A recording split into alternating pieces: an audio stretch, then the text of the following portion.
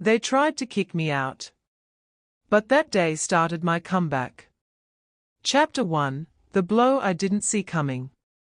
I never thought I'd be shown the door by my own son. Not in my own home. Not after everything I'd sacrificed to help him get back on his feet.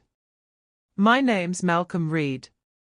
I'm 61 years old, born and raised in Hastings, and I've worked my whole life in construction. 42 years of hard yakka, through rain, wind, and the blazing Hawke's Bay sun. I helped build the homes people now take selfies in front of. I paid off my mortgage the hard way, brick by brick, hour by hour. After my wife passed from a stroke 5 years ago, it was just me and the house. It got real quiet, too quiet. So when my son Nathan asked if he and his partner Claire could move in just until they saved enough for a deposit, I didn't hesitate. I welcomed them with open arms. I gave them the master bedroom. Cooked meals most nights. Paid all the bills without complaint.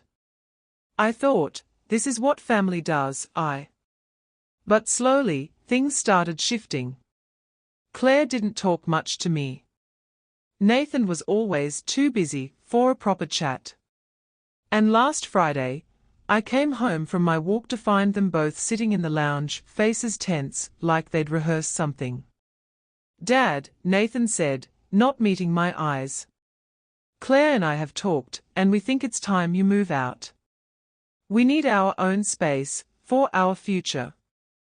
I stood there stunned, like someone had dropped scaffolding on me. "What do you mean, move out? This is my house. I paid for it." Claire crossed her arms. "Exactly. You've had your life here. We need a chance to have ours." I looked at Nathan, my boy, the kid I took fishing every summer at Lake Tira, rain or shine, the one I stayed up all night with when he had asthma attacks, the one who wore my old Hurricanes jersey until it fell apart. "Is this what you want?" I asked. He didn't answer, just looked at the floor, fidgeting with the Punamu necklace I'd given him on his 21st. That silence broke something in me, something I didn't know could still break. Chapter 2: The Quiet Exit. I didn't shout. Didn't argue. Didn't throw them out like I should have. I just nodded slowly and said, "All right then." That night, I packed a single bag. Threw in a couple shirts, a photo of my late wife smiling at Napier Beach, and the old All Blacks cap Nathan gave me on my 50th birthday. The irony made me sick. I took one last look at the veg garden I'd tended for decades, tomatoes just coming right, silver beet thick and green. I wouldn't be there to harvest them. Before leaving, I left the deed to the house on the kitchen bench, with a yellow sticky note, "Don't forget whose name is on this." Next to it, I placed my spare key. I drove off into the cold night in my ute. No destination, no plan. I ended up sleeping in the Bunnings car park off Karamu Road. The only light came from the orange glow of the store's sign. Felt poetic, in a gut-wrenching kind of way. The next morning, I bought a coffee and a mince and cheese pie from the servo and stared at my phone. Not a single message from Nathan. Not a "sorry," not a "you all right." Just silence. The kind that echoes louder than any shout. I checked my bank balance. Not much there. Construction had been slow since the rebuild boom passed after the cyclone, and I'd spent most of my savings helping Nathan with his debts from that online trading scheme he'd got caught up in. I should have been angry, but all I felt was tired. Tired and invisible. Like one of those old fellas you see sitting alone at the ISA, nursing a single beer for hours. Chapter 3: The Message. That afternoon, sitting in my ute, munching on a stale breakfast biscuit, a message popped up from someone I hadn't spoken to in years. Jules Taipari. A mate from back in my apprentice days.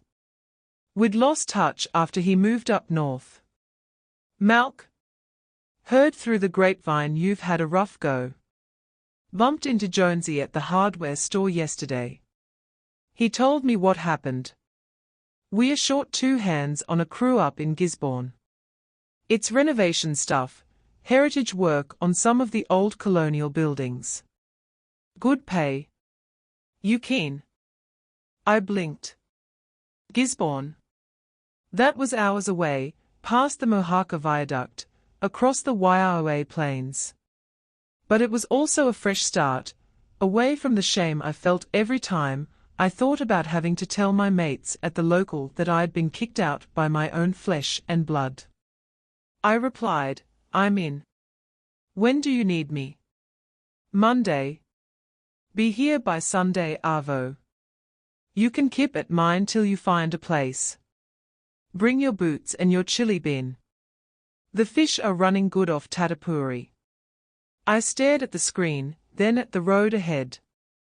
Through the windscreen, I could see Hastings shrinking in my rearview, the place I'd spent 6 decades building my life. Maybe this wasn't the end. Maybe this was my comeback starting without me even noticing. Like the tide turning while you're not watching. Chapter 4, The Rebuild. I arrived in Gizzy on Sunday evening, after a long drive through the winding Waika Gorge. Jules met me with a grin and a cold Spates, standing on his front deck overlooking Waikani Beach.